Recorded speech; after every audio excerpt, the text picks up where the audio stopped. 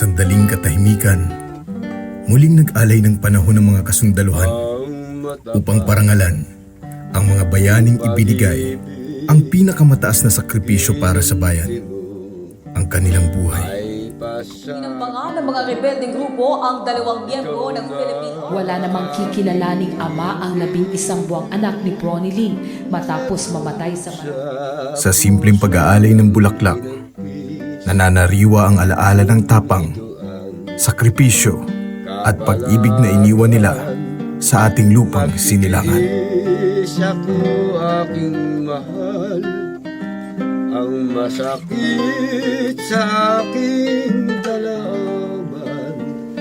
Umalis ka nang walang paalam.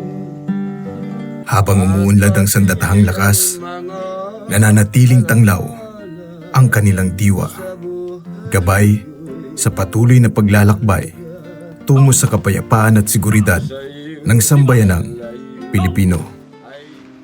Kung tayo man sa lupa'y nagkawalay, doon sa langit ay maghihintay.